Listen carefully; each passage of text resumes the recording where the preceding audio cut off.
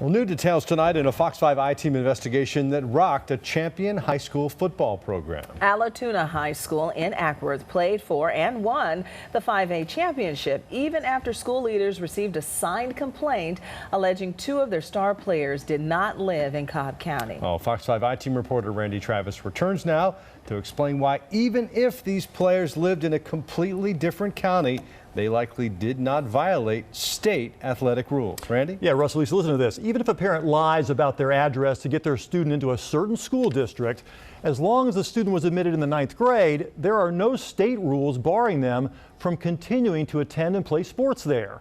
The state relies on the local school districts to enforce their residency rules and remove ineligible students each year.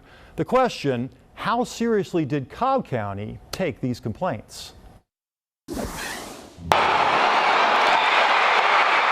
When Allatoona High School beat Glen Academy 10-6 last December to win the state 5A championship, Cobb school leaders had already received an email from a Paulding County resident claiming two star players really lived in that county. According to these November 2015 emails obtained by the Fox 5 I-Team, Cobb Director of Athletics Steve Jones replied by calling them old allegations and wrote, "The administration at Allatoona are aware and said they have looked into this.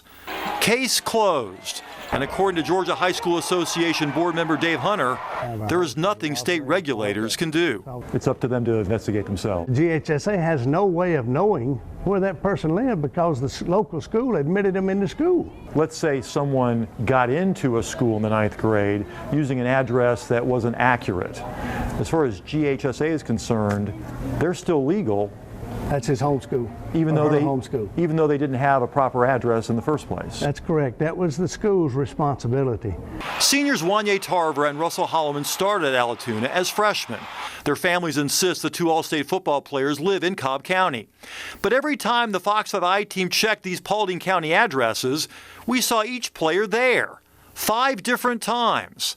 That includes leaving those Paulding County homes in the morning on a school day. According to the records, it shows you've been living here for 2 or 3 years now. Well, no, this is where my mom moved after her surgery, so I actually would stay here from time to time to take care of her. But neighbors of the Cobb County addresses LaShawn Holloman provided tell us they've never seen her or her family.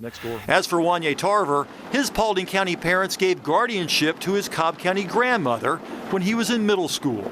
But neighbors in Paulding say Wanye and his sisters live here with their parents. Dad Corey Tarver insisted otherwise, even though we saw him here in Paulding one school morning, taking all 3 of his kids in his car. They've been living over there ever since they've gone to Cobb County schools. So they've got a mom and they got a dad, but they don't live with either of them. No. They live with their grandmother. Yes. Even though mom's got a nice house, you got a house. Got a nice house. Cobb County school leaders did not want to hear about our findings and said no investigation was underway. Compare that position to what happened here at Grady High School in 2013. The difference is dramatic. Acting only on an anonymous complaint, APS investigators visited the neighborhoods where Grady football players claim to have lived. They found evidence some parents bought dummy leases off the internet. The 5-month investigation discovered at least a dozen players enrolled at Grady with fake addresses. The team had to forfeit its entire 2013 season. Parents have an ethical obligation to provide accurate addresses to the district and to set an appropriate ethical example for their children. It's out of control. I mean, it's really out of control, and it sends the wrong message to the kids that we're going to win at all costs. The retired Brookwood High School coach and athletic director sees address fraud running rampant throughout Georgia schools. But even in the Grady case, GHSA could only find violations on the 4 ineligible students who claimed they had transferred to Grady. That's because the other 10 actually started Grady as freshmen, even if someone lied to get them in. If they're using fictitious addresses, that's wrong, in my opinion. If they're in school deceitfully, to me that would be wrong. But it's not part of GHSA's rules.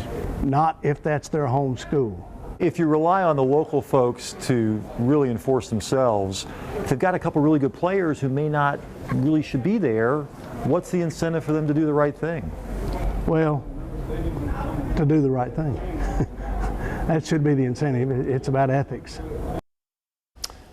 Now, some athletic directors I've talked to around the state worry that address fraud is so out of control they may wind up facing what the state of Florida is doing now, allowing kids to play for any high school they choose, regardless of where they live. They're worried that this is going to be sort of like free agency among high school kids, and it'll take all the kids from the small neighborhood schools, the really good players, and they'll all congregate to sort of the powerhouses in Florida. So we're going to watch and see what that's like. But the athletic directors here in Georgia say they just pray it's not going to happen here. It really sounds like the door has been left open for this to happen again and again and again, possibly. It is, because at least, you know, we're relying on the local people to enforce their own rules, to sort of watch themselves. And you see how, you know, Cobb is handling it, then you see how APS handled it.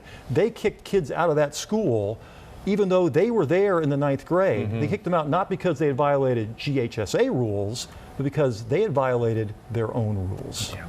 Well, the adults have to tell the truth. Whatever the truth is, the adults have to tell the truth. Honesty is the best policy, Russ. All right, many thanks.